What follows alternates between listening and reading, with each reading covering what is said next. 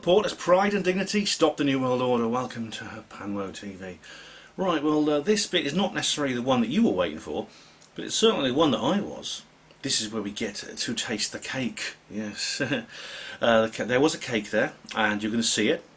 You're going to see what it looks like. I was very, very careful to take a lot of footage of the cake because I really wanted it preserved, because of course it gets destroyed at the end, doesn't it? It has to be eaten.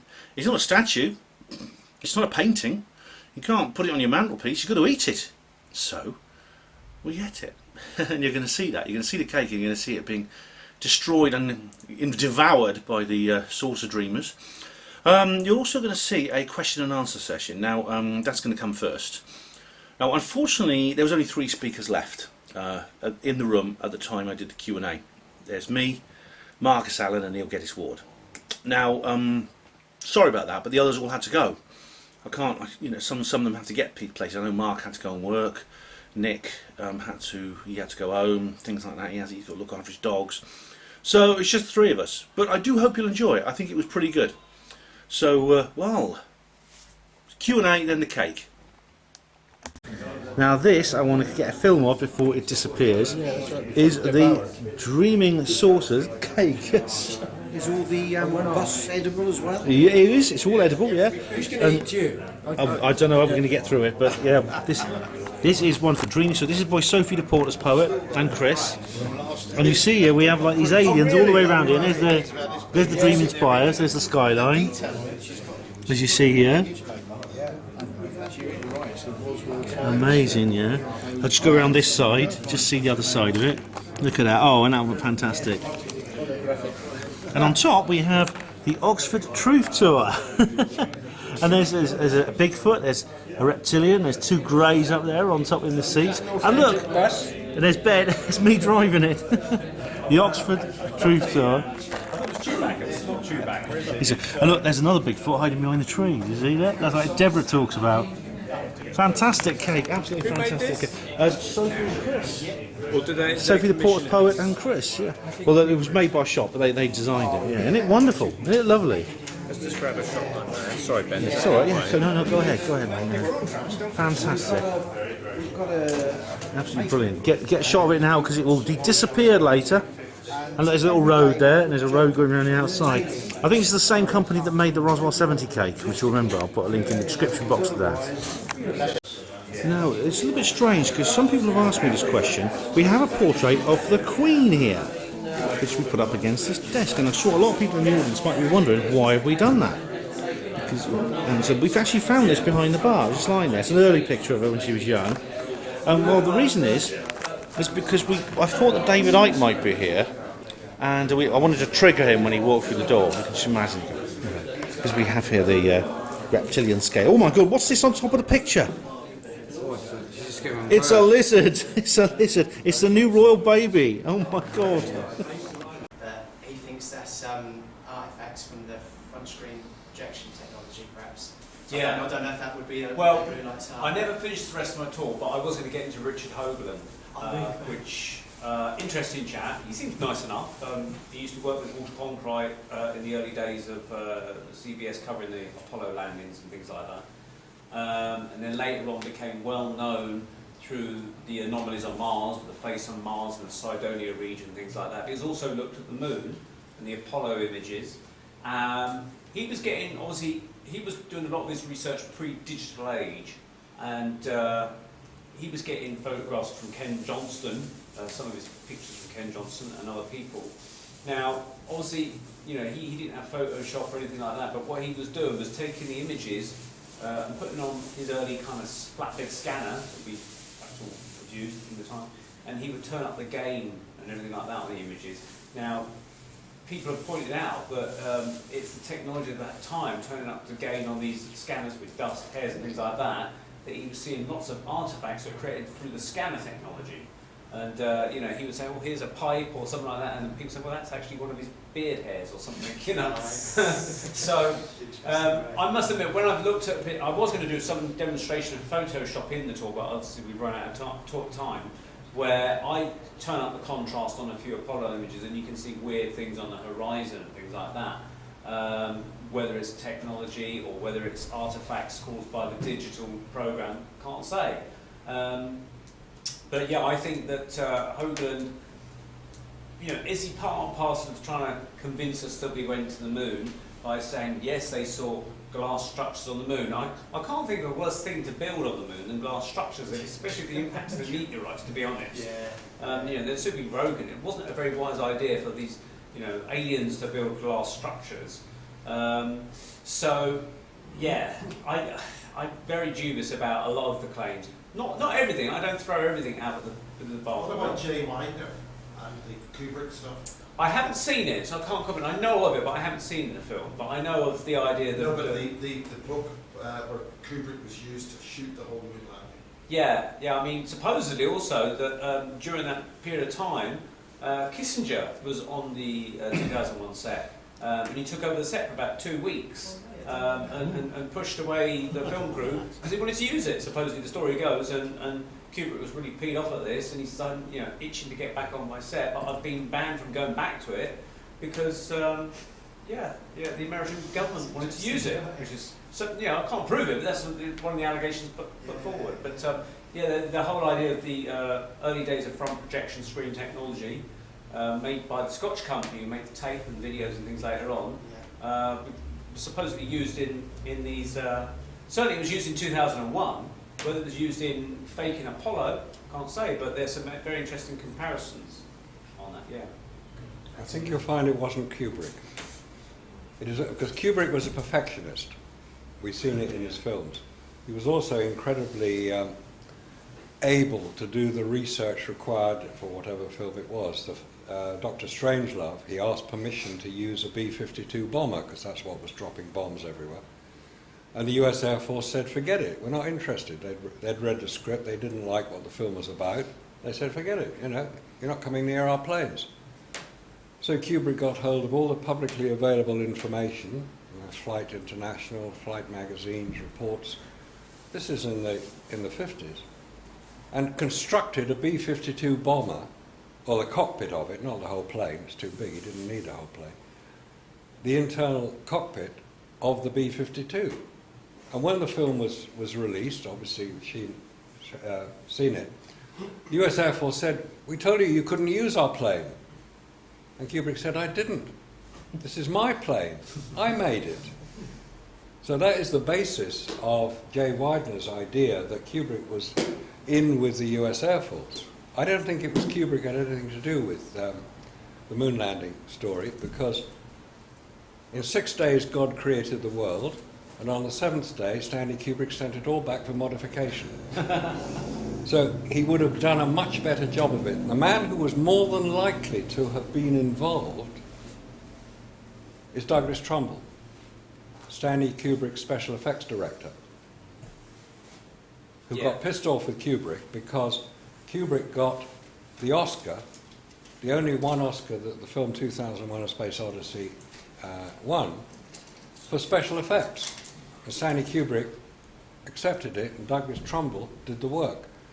If you've seen Blade Runner, you've seen Back to the Future, you've seen Close Encounters of the Third Time, special effects are all done by Douglas Trumbull.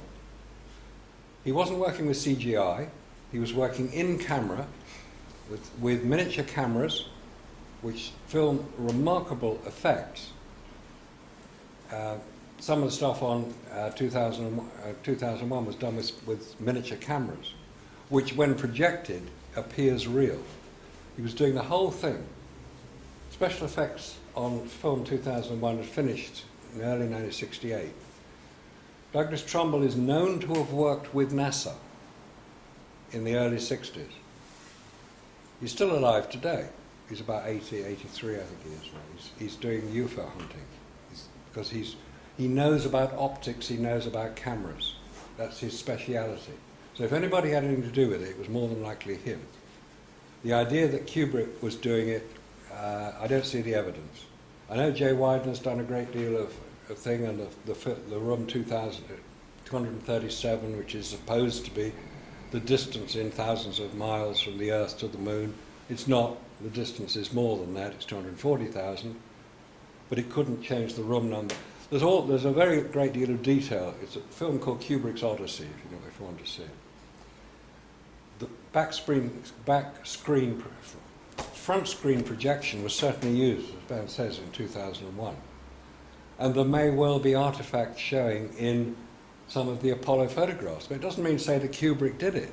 Anybody could use a front screen projection. It's just one of these things. It's a screen, big one, with a picture projected onto it. That's all it is. But it's done from the front so that the actors' shadows don't show up on the screen. The point about the front screen projection is you cannot use it for video. You can only use it for photographs because it can't move. And you as the viewer cannot move. That's an artifact, that's a point about front screen projection which is generally overlooked. There are a lot of videos taken on the moon with radio-controlled models and miniature sets. Yes, that makes sense. But not front screen projection. You don't need it. You can't use it with a film. The man who could do it probably did, or certainly advised. There is a spoof documentary out by a French director, which apparently shows Kissinger and Earl Haig and all the other big wigs of the Nixon administration, which is when it all happened, saying we're going to fake the moon landings and we're going to take over the set and Stanley Kubrick's going to do this and that and the other. Is that the one that uses actual people? Yes. And it's very tightly cut. It's brilliantly So edited. Yeah. They're talking about something completely different. Yeah. One of the people who appears in that was Kennedy's secretary, whose name happened to be Lincoln. Because Lincoln's secretary was called Kennedy, is how you can remember. And she said, yes, I was interviewed for this film, and yes, this is what I said, but this was the question I was asked. And it was a completely different question.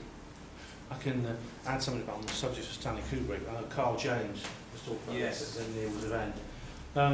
Now, as far as Stanley Kubrick goes as an individual, I mean, there was a film came out, a rather ridiculous film called Moonwalkers. It was quite funny, but really stupid, a few years ago.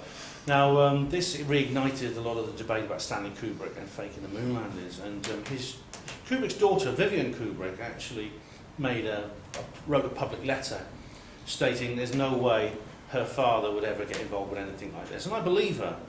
For example, Stanley Kubrick was known to have very anti-establishment opinions. He was also good friends with Andrei Tarkovsky, who was a famous Russian film director who made several films in a similar vein to Kubrick. There's one called Solaris, which is really good. It's very like 2001. But what's interesting about what Vivian Kubrick said, it was not that she didn't say that don't be ridiculous, the moon landings were real. She never once said that. She just said, well, my dad had nothing to do with it. So what's interesting about her statement is not so much what she said, it's what she didn't say. So that's so I don't think that Stanley Kubrick would ever knowingly be involved in something like faking the moon landings. I'll just say two little points as well. Back in the early 80s, I'd worked with a guy who previously worked for about 10 years for Rank Film Laboratories in Denham, in Middlesex. And that's where they used to process all the films that were released in the UK for cinemas and things like that. And he said that Stanley Kubrick came into the preview theatre, as it was called then, to preview every single print that Rank Film Laboratories processed and printed of 2001 to make sure that each copy was the right colour, the right density, the right exposure, and everything as he wanted it to be. In the same way that in the old days we used to go to booths and make sure all our photos looked nice, he was actually looking at every single print that was printed up by Rank Film Laboratories before it was distributed to the cinema. So he's a very, very fussy guy. He sat and watched through every single full reel. I don't know how long 2001 is, but it's a fairly long film. So he would sit there and watch probably 5 prints of the film run a day until all the prints he had actually, rubber stamped and said yes, they're okay. So that was an interesting little snippet there. The other thing is that we talked about Doug Trumbull, the special effects guy for many, many big Hollywood blockbusters, including Close Encounters and things like that. The guy that I featured in the video here, Mark Abloh, I think his name is, who was reviewing some of the Apollo footage of lights in the sky.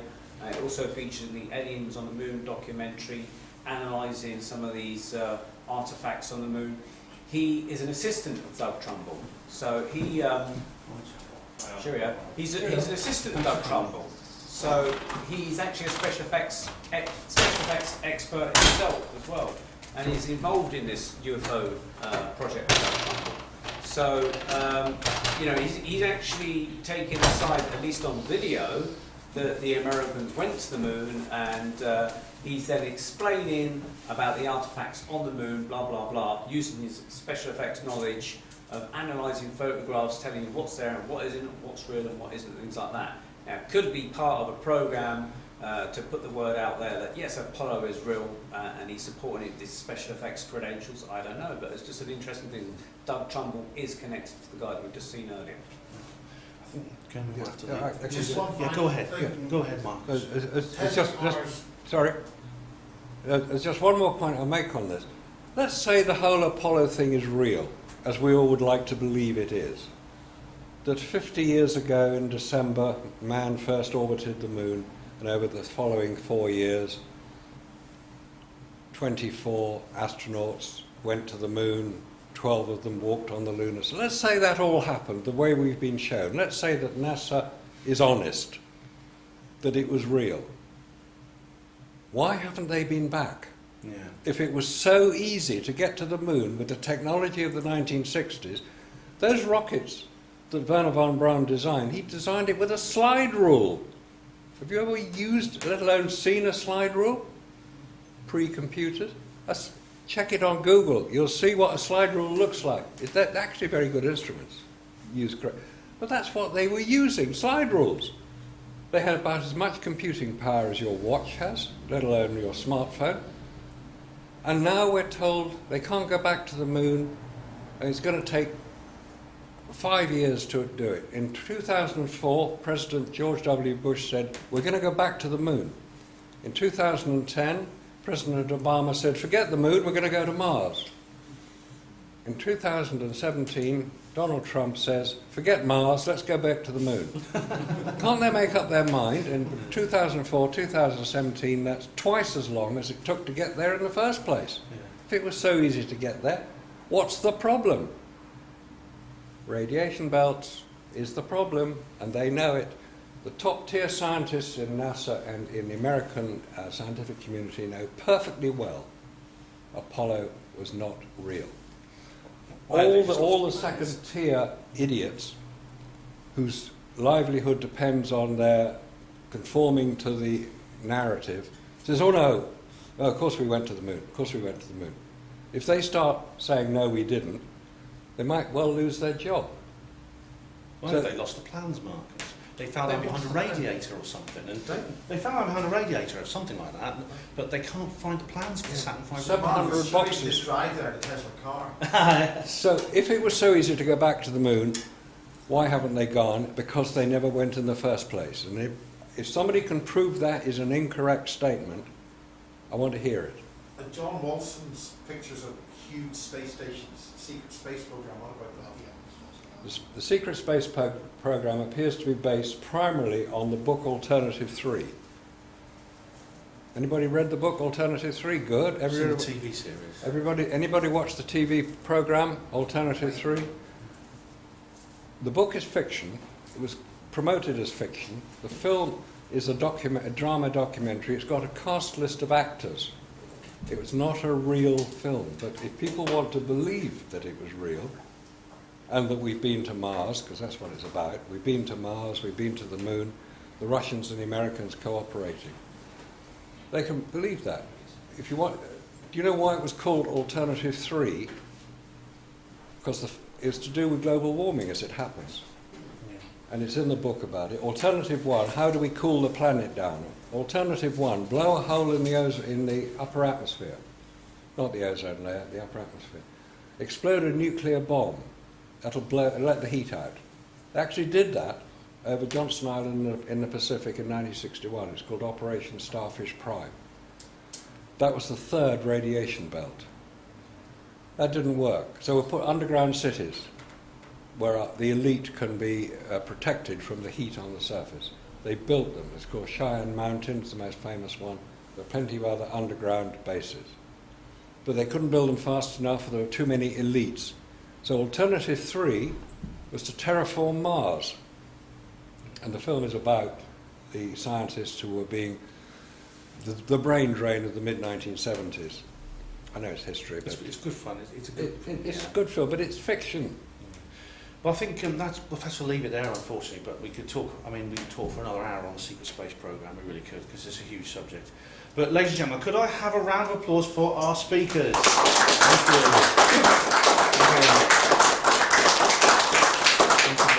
And can I propose a round of applause to our organiser and master.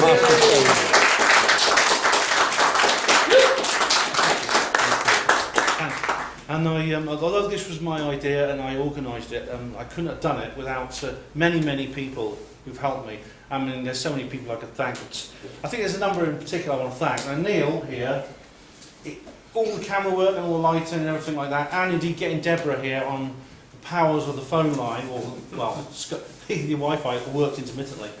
She wouldn't be here without him, and none of this would have been done without him. So thank you very much to Neil.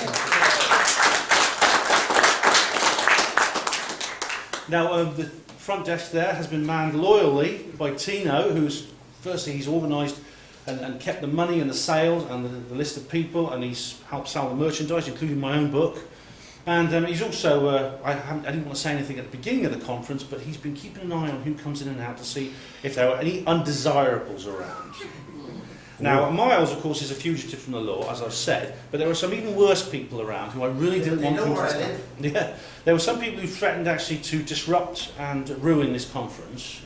They said it on the internet, and they were very, very vehement on the internet, but it seems like being vehement on the internet is all they can be. In the real world, they shrink like violets. But I thought Tino has been keeping an eye out for those people anyway and haven't turned up, so to our desk clerk, security guard, and everything else, thank you very much, Tino.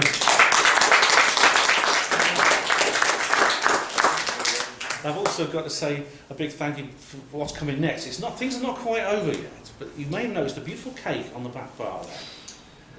In about half an hour's time, if you just stick around for another half hour, you'll be seeing that destroyed. But the people the person and the people who designed it are the lady and gentleman there, Sophie and Chris. Thank you very much.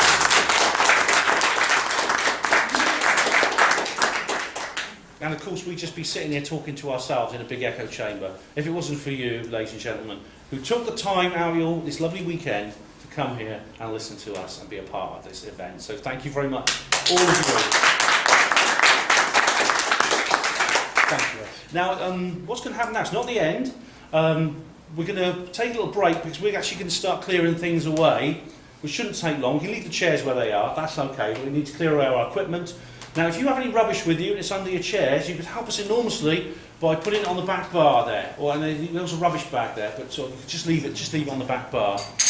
And now, go away from. We'll be back in about reassemble in about half an hour when we put everything away. So don't go too far. If you go outside, could you please keep these stairs clear, because we're going to have to go up and down these stairs moving our equipment. Or if you want to go to the pub, that's fine. Down into the bar, that's absolutely fine. But do come back in about half an hour. What's this picture? What's the artwork? Oh, well, that's Neil's. mine. That's Neil's pictures. But if do come back in about half an hour, because if you want a slice of cake, and if you want to see that cake being cut, and you want a slice of cake, be back here in half an hour. Okay. Just out of interest, how many people are coming on the Truth Tour of Oxford? Hands up, who's coming on the Truth Tour? I know, Marcus, you coming to Oxford? I'm going to give you a guide. Chris? We just walk around, don't we? Oh, I'll be guiding you around. We just walk with you, yeah? Yeah. How long will it take? About less than an hour, probably. Is it a pub crawl? Well, afterwards. Afterwards it'll be a pub crawl. No, because I just give you an idea of who's going to come. I'm going to give you a Truth Tour of Oxford. All right, and Sounds good. okay. If anyone who can come, well, after you cut the cake, just assemble. Well, I'll talk to you again since then if you're still here. But we'll be just assembled by the bus stop, and we'll be heading up on the bus into. I'll pay for your tickets, don't worry. Up to the city centre, and the Truth Tour will begin. But first of all, let's get the cake cut, and so please be back here in half an hour. Thank you very much. Right. nice one, Mark. It's all part of the ageing dividend. Yeah, I know. Piece of cake! It's here. The moment has arrived. Right. The moment has... Who wants a piece of cake, everyone? Yes. Now, right, everyone puts their hands up. Absolutely everyone puts their hands up. Right. Okay then, I hate doing this, I really do. Because it's this beautiful cake made by...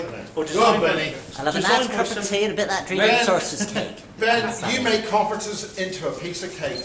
Oh, that's wonderful, Mark. That's absolutely Well, wonderful. Ben. Okay then, right, here we go. So, Dab it like you mean. I know that Tino's going to have the Bigfoot, so I'll keep that for him, but here we Wow, go. let's Here we go. Right. Get it. Hey, cut in there like that. I hate doing this. It's such a work of art. That's hidden in plain sight. You can't see So how that. many people are there? This is truly 1, 2, 3, conspiracy 4, in 5, plain 6, sight. 7, 8, 9, 10. I don't think there's anything been cut So here probably, at all. It's behind. you can have a nice big behind bit. closed doors. Yeah, It's a but- holographic reality. We'll have a nice big bit. We're Who wants the projecting first cake. one? Come and get your cake. That's the problem. Come and get your cake. Here we go. Oh, we're all reluctant. Here's a dreaming sauce of Chocolate cake. cake. I'll pass them out. You cut them, I'll pass them. There you go. And the next one.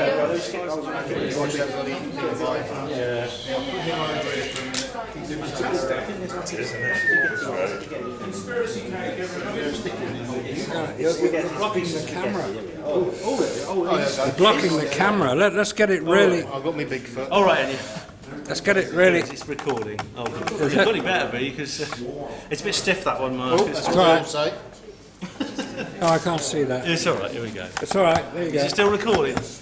Yeah, it's still All recording. right. Right. Yeah, another bit. Right. Let's get him in place. I don't mind having a smaller bit if I miscalculate. So given the people with the biggest appetites, Miles. Okay. Right. And again. And another one. And another one. Here we go. Oh, yay! Whoa! Look at that. Men at coming, keep work. coming. Here we go. Keep them coming. I'm going to cut the Radcliffe camera in half Keep them now. coming. There we go. Cut the Radcliffe camera in half. Oh, there we go. Oh, look at that. Slide it on there. Twin towers in the background. And the next one. Right, here's another. I've got a bit of flying saucer here. Who wants a bit of flying saucer and a bit Flying of saucer. Flying saucer. Oh, that's very good. Who's got? I'll give that to Miles. Miles. Now, I'm going to have to take the. Oh, thank you. Bloody hell. I wish you'd give me a piece of slice. I'm sorry, I have to take that. Keep the bus safe. Keep going, son. How many left? Just me. One. Okay. 1, 2, 3. You want a big, small piece for the lady? Small piece for the lady. That's small enough? Yeah, that's Okay, you can have a bit. You can have a flying saucer. There you go. big, but anyway, There's a flying saucer for the lady there. Oh, there we go. Really good. Who hasn't got a slice of cake? I haven't got a slice of Dave, cake. Marcus. Who else hasn't got a slice? 2. Ben, Chris. Right. when it comes to mine, can you do me 2 thin ones, one for the car? Thinner than that, mate. Honestly, yeah, that's right. 2. Because I've got to drive home, so I can feed myself. So there's no brandy in it. Don't worry, mate. All right then, love. Thank you. Or maybe there is. I don't know. Okay. Another thing. Let's You go. are good. take Thanks, Dave? love. Do you need to know? I'll put a skinny piece Another in one the for car, Dave? so I don't Dave get it again. on my Dave, it's a Right. second bit. Oh, you are lovely. Thanks. Here we love. go. Remember when you're driving, do you use both hands when eating the cake? Exactly. One for me. Exactly. I Coming up, Marcus. apologise, anyway. Yeah, that's fine. Thanks. Okay. That's you can have great. a- Oh, look at that. Glad this is lovely. Can we do that one? Really You went over there, Marcus. This one for Marcus. Oh, thank you very much. That leaves one more, I believe, for the lady that created it. Sophie. When I was saying that. Sophie, No, I'm here going to you do go. it. Sophie, Because I take You it want to seriously. Everyone's there got we a are, piece. Sophie. There we are. That's it for the design. You got a bit, Neil? Yeah, I Yeah. have. That's Sophie and it. Chris. I So can one leave for the me. orange for sarcastic. Just yourself then. Okay, there's a little bit left. So if anyone wants a second one, can have a second one. There we go. Thanks, mate. Oh, lovely. This is perfect, gentlemen and ladies. It's just perfect. Thanks for a lovely weekend, everybody. Thank you. Yeah, thank It's all of you. been amazing to Cheers, meet Sophie. you all. Amazing to meet you all. You've great energies, all of you. And thank you. Thank you. You too, mate. It's Gary Heseltine. No. Oh, you're feeling quite just about it. Very good. Well done. Thank you. Absolutely delicious. Ben eating his cake. It's high on his mark. Eating my cake here. Marcus. Really nice. Marcus. Right. this is serious, right? I'm being really serious now. A newspaper, one of our better newspapers, the Sunday Sport, carried a sensational, happy story where a Lancaster bomber that was in World War II was found on the moon. That's right. Stop press on this. They ran a second story, a happy story. Stop watching me eating. That bomber made its way back